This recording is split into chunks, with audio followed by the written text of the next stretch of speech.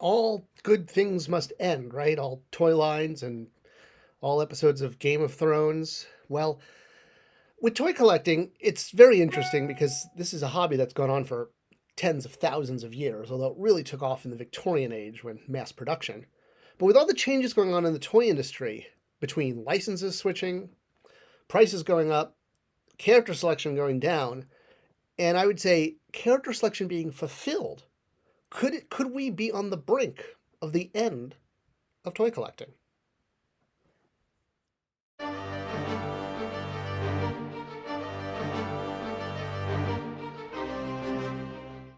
Hey everyone, thanks for sticking around. I'm Scott Toy Guru Neitlich on Spector Creative here, and hopefully, if you made it past my fear mongering intro, I'm not trying to scare anyone or be doing a video about doom and gloom. I want to talk, uh, you know, I guess call it optimistically at are we kind of has toy collecting peaked, if you will, and are we now looking at kind of I'm not gonna call it the downfall of the hobby, but the slow ride off into the sunset, shall we say? All right, why do I think all of this is happening?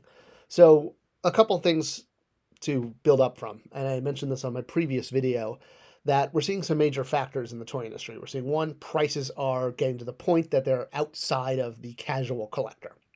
The $25 figure becoming a $30 figure. We are seeing character selection dwindle.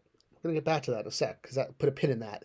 We're seeing toy companies swapping licenses, like the way McFarlane and Mattel just did with DC. Kind of a reverse of what happened 5 or 6 years ago with DC and Marvel, and I'm sorry, Mattel and McFarlane. When you say one thing and mean your mother, Freudian slip.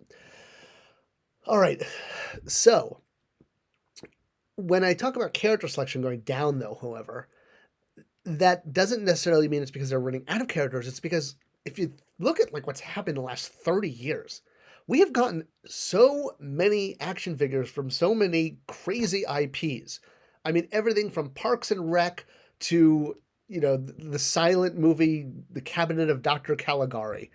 I actually, one of the lines I collect, if you will, or one of my shelves is I just kind of call it my 6-inch world. And I have a good guy shelf and a bad guy shelf. And these are just all characters from all sorts of different IP that, because of a scale, I like to put together. It's one of the things that's important about scale. I think why 6 inch is such an important scale and why I don't really care for 7 inch, because I can't play with my 6-inch shelf, which also includes all my Marvel Legends and my Black Series and, et cetera, my Motu classics and my DC Universe classics. I have a lot of I'm really heavily invested in 6-inch, which is why, yeah, when scale changes, it kind of hurts. I mentioned in a previous video, it almost offers an off ramp. It's a chance to be like, okay, I'm done.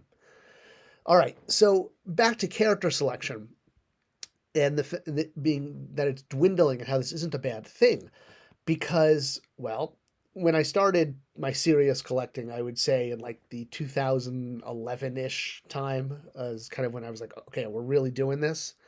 Um, I made lists. I've shared them on this channel a lot of specific figures I wanted. And, again, I've used this as an example a million times, but for X-Men, I wanted kind of the 92-ish era, right? So when they put out a version of, like, say, Cyclops in his X-Factor outfit, not for me. Easy pass. But they put him out in his 92 outfit, and that's already a pre-buy in my mind. Like, I bought that figure before they even announced it. So, using this one as an example, there's only 2 figures I'm missing from my X-Men shelf. A Rachel Summers and a Feral. They've never finished X-Force as action figures. I think there might be like a full set of mini-mates. But back in the old Toy Biz days, they never did Boom Boom. And this time they haven't done Feral. So it's like, can't we just have an X-Force lineup? It's like Hasbro's already making the next X-Force, the Uncanny X-Force, the one with the black and gray outfits. They haven't finished the original X-Force team, Cable's team. And with all of these things, the prices, the license swapping, the character dwindling, all sort of being on the horizon, I'm like, just please, just finish this line that I've been investing in for 20 years. People often talk about, collectors talk about toy companies owing them. Like, you owe me a Feral. In some ways, I totally agree. But as someone who's been on the other side of the aisle, as the brand manager of a superhero toy line, that is not how it works at all. We can beg, borrow, we can plead, we can say, we've been supporting this line for so many years. at the end of the day, it's a bottom line, and it's like, look, if we have the money to make this figure, we will. If we don't, we don't. We're not going to make it just because people are, screaming and asking for it, which is a damn shame because, uh, you know, I think the fact that fans sometimes can get TV shows or brought back after cancellation, like Family Guy, Enterprise, Firefly. Well, Firefly didn't come back, but it came back as a movie. And, that was all because of fan demand. And that really doesn't exist in the toy industry. The idea that fans can just be, I mean, yes, you can get a character made. Like people saying they wanted Firestar, for years. We finally got Marvel Legends Firestar. But be saying, while we would love a Feral to finish X-Force, we're not, there's no written guarantee that we're going to get her. Even though we've been investing in this line for years, we bought all of her other co-team members. We just need her to finish it off. And to me, that's kind of what I mean by dwindling character selection. It's not that there's no one left to make, it's that there aren't that many more to make. And that it probably is good for these major licenses to switch to new companies because I'll start over with the A-listers. But before they do that, current companies just finish the teams, just please. It's so important to us. I know you don't owe it to us, but you owe it to us. All right, I think you all know kind of what I'm talking about. So, it's why when I was on DC, I tried so hard to, finish the Metal Men, finish the Doom Patrol. Yes, I know we didn't get to the Chief, but we may not have gotten like, the behind the scenes leader, but we got all the characters. So I was really proud of that. And, if it does look like we're kind of only sort of have Marvel Legends to the end of 2026, we really only have a year's left of reveals because the leaked lists for 2025 have all been correct at this point, and I don't see a Feral on that list. So hopefully she's already in the books, because at this point, 2026 is already done and sailing, and who knows what's going to happen after that.